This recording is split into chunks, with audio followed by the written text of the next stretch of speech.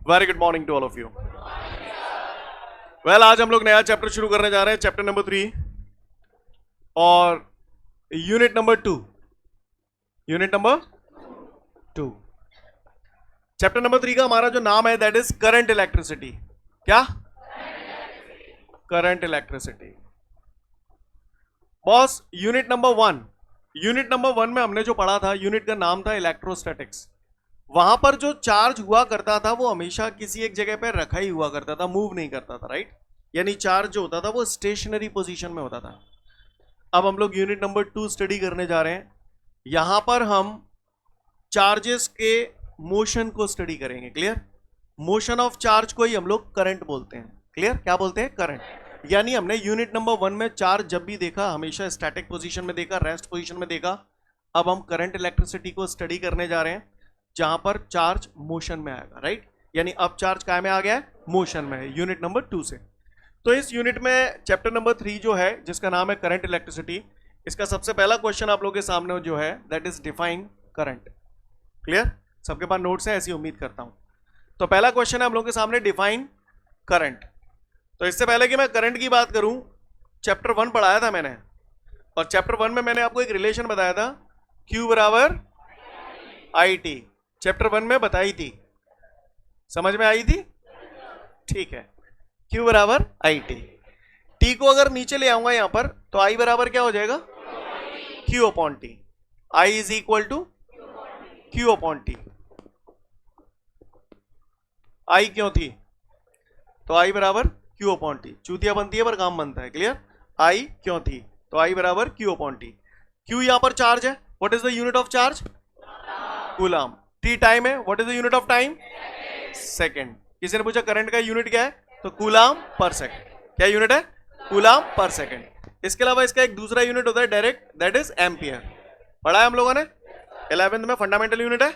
Yes और no? अच्छी बात है। तो I is equal to Q upon T। इसके और भी फॉर्मूलाज बनाए जा सकते हैं, जैसे I इज इक्वल टू मैंने लिखा Q अपॉन T।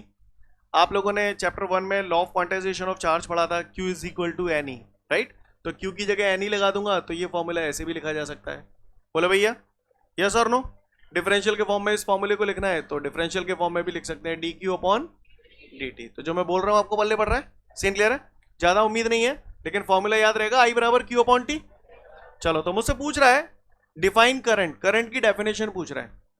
तो भैया 11th में भी आपने पढ़ा है, किसी भी जगह अगर टाइम का डिवाइड हो जाता है तो वहां एक वर्ड आ जाता है। क्या आ जाता है? रेट, है ना? यहां पर भी टाइम का डिवाइड हो रहा है तो क्या आ जाएगा? रेट। अच्छा, करंट में क्या हो रहा है? चार्ज फ्लो होता है। क्लियर? फ्लो ऑफ चार्ज को ही हम लोग करंट बोलते हैं। तो चूंकि ये टाइम का डिवाइड हो रहा है तो मैं इसे ऐसे बोल सकता हूं, the rate of flow of charge is called current. बोलो भैया, the rate of flow of charge is called current. Clear? एक डेफिनेशन तो ये हो गई। इसके अलावा दूसरी डेफिनेशन, किसी भी डेफिनेशन को बनाने के लिए आप चीजों को क्या मान लिया करते हैं?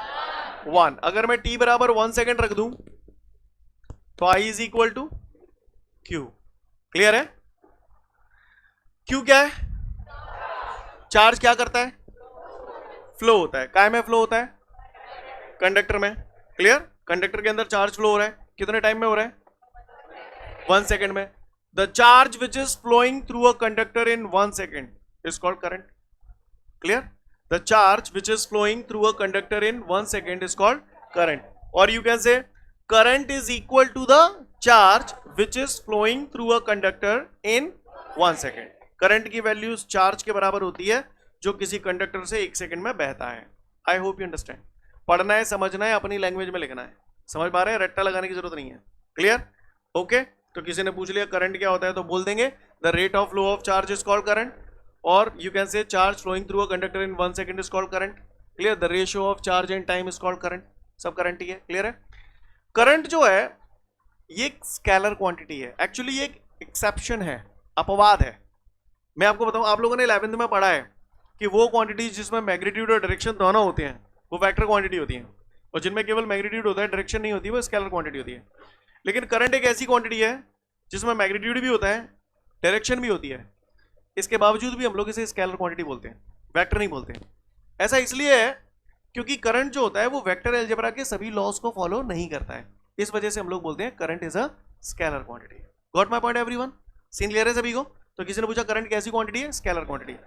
एक बात और, यहां थोड़ा सा मैं डेप्थ में और जाऊं, तो रियल मायने में देखा जाए तो करंट टेंसर क्वांटिटी है। कैसी क्वांटिटी है? Tensor quantity. लेकिन चूंकि टेंसर वेंसर का आप लोगों के सिलेबस में कोई लेना देना नहीं है, इसलिए आप स्केलर ही लगाना। लेकिन मान के चलो ओटी में आ गया कि करंट कैसी क्वांटिटी है, 4 ऑप्शन उसने दिए हैं, उसमें ऑप्शन में स्केलर भी है और टेंसर भी है, तो फिर आप टेंसर को प्रायोरिटी देना। समझ पा रहे हैं मेरी बात को? लेकिन अगर इनकेस टेंसर नहीं है तो स्केलर। समझ गए मेरी बात को? सीन क्लियर है? बात समझ में आ रही है सभी को? डेफिनेशन किसी ने पूछा तो बोल देंगे। Clear? The charge which is flowing through a conductor in 1 second is called current. I hope you understand. Clear है? फटाफट पढ़ लो फिर आगे बढ़ूंगा।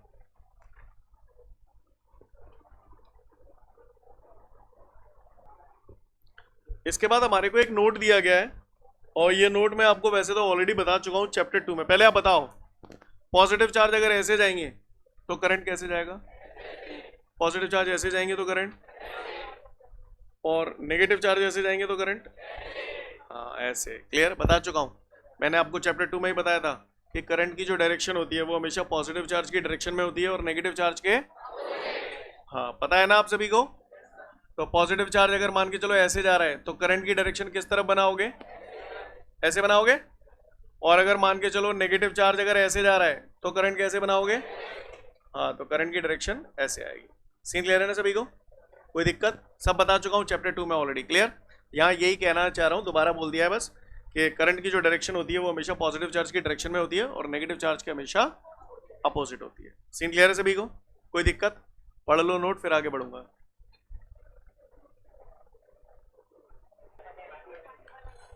इसके बाद हमारे सामने अगला क्वेश्चन है, डिफाइन 1 एम्पियर। क्या बताना है? Define 1 ampere. तो चलिए देखते हैं भैया, डिफाइन 1 एम्पियर। इससे पहले कि मैं 1 एम्पियर को समझाऊं, आप मुझे बताओ यहां तक का करंट का डेफिनेशन क्लियर है आप सभी को? कह रहा है 1 एम्पियर बताऊं, यानी मुझे कैसे भी करके आई बराबर 1 एम्पियर लाना है। लाना है नहीं लाना है? लाना है। आई बराबर 1 चाहिए तो आपको क्यू बराबर क्या रखना पड़ेगा? 1 कूलम। टी बराबर 1 सेकेंड। ये दोनों वैल्यू अगर मैं यहां रखूंगा तो क्यू की वैल्यू है 1 कूलम, टाइम है 1 सेकेंड। तो I is equal to 1/1 coulomb per second की जगह क्या लिख सकता हूं? एम्पियर। तो 1 एम्पियर करंट हमारा आ गया, लेकिन इसके लिए हमें जो गर्म करने पड़े, क्या गर्म करने पड़े? लिसन एवरीवन, ये क्या है? टाइम। कितना टाइम है? 1 सेकेंड। ये क्या है? कितना चार्ज है? 1 कूलम। ये चार्ज क्या करता है? फ्लो होता है। काय में से? कंडक्टर में से। जब किसी कंडक्टर से, उंगली रखूंगा बोलना आपको है, जब किसी कंडक्टर से 1 सेकेंड में 1 कूलम का चार्ज फ्लो होता है तो उसमें बहने वाला करंट 1 एम्पियर कहलाता है। नहीं आई बात समझ? क्लियर है? क्लियर है? बात समझ में आ रही है? If 1 coulomb charge is flowing through a conductor in 1 second, then the current flowing in that conductor is called 1 ampere. Clear? समझ में आ रही है मेरी बात? किसी ने पूछ लिया 1 एम्पियर का डेफिनेशन दो, तो बोल दोगे if 1 coulomb charge is flowing through a conductor in 1 second, then the current flowing in that conductor is called 1 ampere. I hope you understand guys. Getting my point everyone? तो किसी भी पट्टे ने हमसे याद करोगे इसको? हैं? If we take a conductor in which 1 coulomb charge is flowing in 1 second, then the current flowing in that conductor is called 1 ampere. I hope you understand. Clear? पढ़ लो, पूछूंगा। तो उम्मीद करता हूं सभी को करंट की डेफिनेशन क्लियर है। अब मैं आगे बढ़ रहा हूं। Next is current density. का current density. Current density is denoted by the letter J, और इसका फॉर्मूला होता है J इज इक्वल टू जाइए। चूतिया बनती है पर काम बनता है। जाइए या आइए। क्लियर? आइए जाइए। Clear? Shut up. Current density is denoted by the letter J। इसका फॉर्मूला है J is equal to I upon A। I क्या है? What is the unit of current? Ampere. सिर्री बता देगा। A कौन? एरिया से, एरिया ऑफ क्रॉस सेक्शन। क्या है ये? अब एरिया ऑफ क्रॉस सेक्शन क्या है अभी हम लोग बात करेंगे। तो चूंकि यहां पर ए एरिया है, तो एरिया काय में मेजर किया जाता है? मीटर स्क्वायर में। काय में? हाँ मीटर स्क्वायर में। क्लियर? तो को पट्टा ने मोते जो पूछ ली कि कह रहे फलाने करंट डेंसिटी की यूनिट कहाँ है, तो फलाने कहाँ कहेंगे? Ampere per metre square. कहाँ कहेंगे? हाँ अच्छा बोले, अच्छा बोले, क्लियर। आप इसकी डेफिनेशन बनाए, तो डेफिनेशन तो अपन ने अच्छे अच्छे की बना दी। किसी भी डेफिनेशन को बनाने के लिए चीजों को क्या मान लिया करते हैं, भन भन भन, है ना। तो ए बराबर कितना धर दूं, भन, तो जे बराबर पागल से याद है, क्लियर है। काउके को परेशानी नहीं हो तो बताए ना, तो फिर सुने। आई कौन है, करंट क्या करता है, क्या में थे, कंडक्टर में थे। सिर्री बता दे भाई साहब, अपॉन एरिया के देंगे 1 मीटर स्क्वायर, क्लियर। यहां पर ए जो है that is called area of cross section. अब एरिया तो हम बचपन से जान रहे हैं। अब ये जो पिंचोला सो लग गया है क्रॉस सेक्शन, तो ये क्या है इसको समझ लें। एरिया ऑफ क्रॉस सेक्शन की अगर मैं बात करूं तो मैं करूं, लिसन एवरीवन। जैसे फॉर एग्जांपल ये देख रहे हो आप, ये दिख रहा है आप सभी को, ये कंडक्टर है। क्या है ये, कंडक्टर, क्लियर। एक वायर है, मेटलिक वायर। अब सेक्शन का मतलब क्या होता है, टुकड़े कर देना। क्लास में जरूरत से ज्यादा बच्चे होते हैं तो अलग अलग सेक्शन बना दिए जाते हैं, यस और नो। तो इसी तरीके से सेक्शन का मतलब होता है टुकड़े करना, है ना। सेक्शन का मतलब टुकड़े करना। क्रॉस का मतलब आप जानते हो, ये चीज है, इसमें क्रॉस ऐसे ही तो बनेगा। ये पेपर का समझ रहे हैं ना, ये रॉड है और इसका क्रॉस ऐसे ही तो बनेगा। ये लेंथ के परपेंडिकुलर मैं इसको काट दूं ऐसे करके, समझ पा रहे हैं। तो काट के ऐसे इसके दो टुकड़े हो जाएंगे, हो जाएंगे नहीं हो जाएंगे, हो जाएंगे, क्लियर है। तो ये क्या यार है यार, तो ये इसका क्या है, एरिया ऑफ क्रॉस सेक्शन। तो मैं, मेरी बात समझ में आई। मैंने स्पेशली एक डिवाइस मंगाई है मॉरिशस से आपके लिए। हाँ आप देख रहे हैं, ये देखिए आप, ये दिख रहा है आपको, ये एक मेटलिक रॉड है, मान लो क्या है ये, मेटलिक रॉड। अब मैं अगर जाए एरिया ऑफ क्रॉस सेक्शन, इसकी लेंथ के परपेंडिकुलर ऐसे काटू तो क्या कट जाओ ये, कट जाओ ये, हाँ कट जाओ। और जो कट ऐसे यूं आ जाओ, तो ये क्या है, एरिया ऑफ क्रॉस सेक्शन। बोलो भैया, काउए को परेशानी हो तो बताए। तो इसका मतलब काय जैसे ये है, अगर मैं जाए ऐसे बीच में से काट दूं तो ऐसे दो टुकड़ा से मिल जाए नहीं मिल जाए। तो ये क्या है, area of cross section. Area of cross मतलब यहां पर ये जो एरिया है this is called area of cross section. और जो ये है वही ये होगा, वही ये होगा नहीं होगा, क्लियर है, यस और नो। जो बोल रहा हूं पल्ले पड़ रहा है। तो एरिया ऑफ क्रॉस सेक्शन क्या होता है, ये आपको समझ में आया नहीं आया, आया। करंट फ्लोइंग, ये जो बीच में लाइन खींची है इसको क्या बोलते हैं, पर। Current flowing per unit area है, एरिया 1 मीटर स्क्वायर है यानी unit area. Current flowing per unit area of cross section is called current density, clear है। Current flowing per unit area of cross section is called current density, clear. फिर से बोल रहा हूं, current flowing per unit area of cross section is called current density, clear है। Current density, current was the scalar quantity but current density is a vector quantity, और इसकी direction वही होती है जो करंट की डायरेक्शन होती है, यानी positive to negative. Scene clear है। तो कोई पूछे करंट डेंसिटी कैसी क्वांटिटी है, वेक्टर क्वांटिटी है। डेफिनेशन क्या हो गई, current flowing per unit area of cross section is called current density, denoted by the letter J। It's unit is ampere per metre square.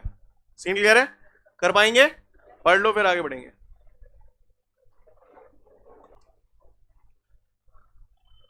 अब हमारे सामने एक न्यूमेरिकल है और वो न्यूमेरिकल हमें सॉल्व करना है, तो आपको करना है जो भी करना है। मुझसे कह रहा है एक मेटलिक वायर है, मेटलिक वायर बोले तो कंडक्टर, और कह रहा है उसका area of cross section 0.1 centimetre square है। तो मुझे बता सकते हो काय की वैल्यू दी है, एरिया काय से डिनोट करते हैं, ए से, ठीक है। अब वो कह रहा है कि ये जो वायर है ना, उस वायर में से 6.25 इंटू 10⁻15 इलेक्ट्रॉन पर सेकेंड पास होते हैं। 6.25 इंटू 10⁻15 इलेक्ट्रॉन पर सेकेंड पास हो रहे हैं।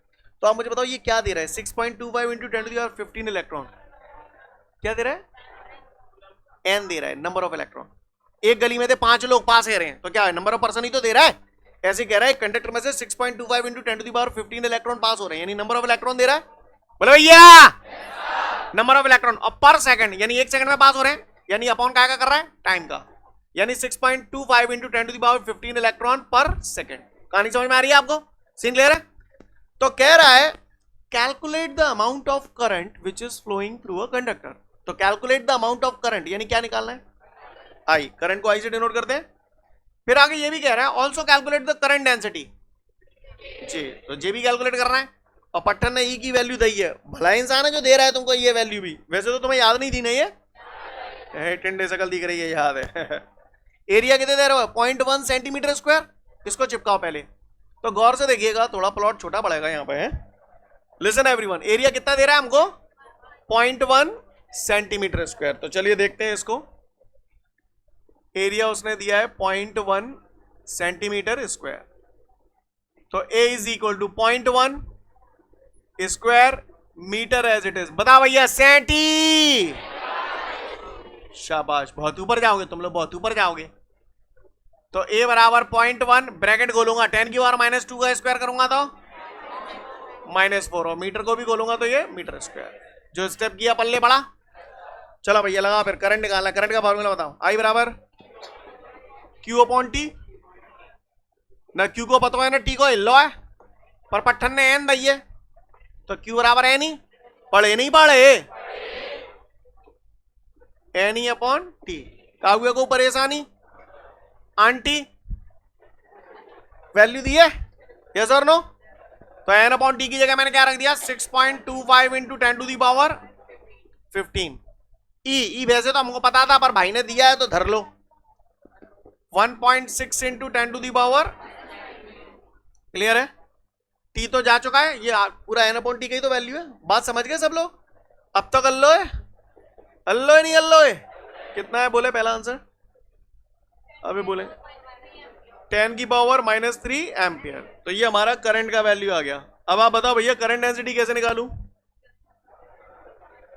जे बराबर जाइए बोलिए आई कितना है बच्चों? 10 टू दी पावर -3 बटे area 0.1 into 10 to the power 10 की पावर -4 ऊपर जाएगा +4 +4 की मुलाकात -3 से होगी तो कितना हो जाएगा?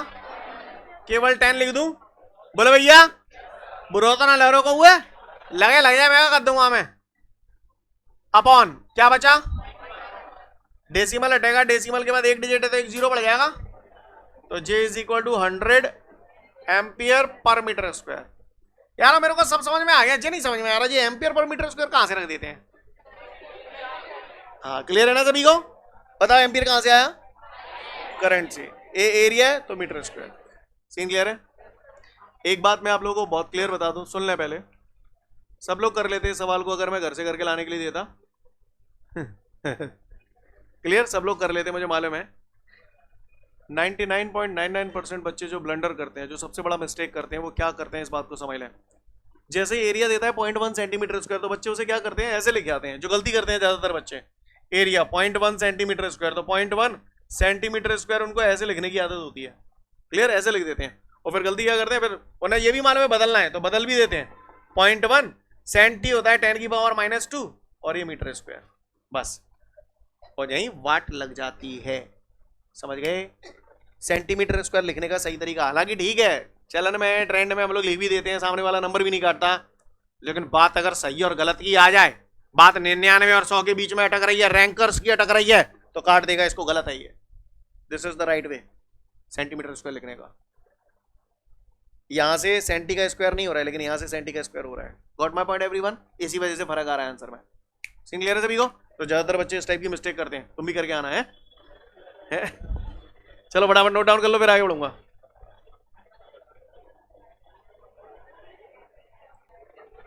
उम्मीद करता हूं सभी का ये हो गया होगा क्लियर। नेक्स्ट वीडियो में फिर मिलेंगे। जय हिंद।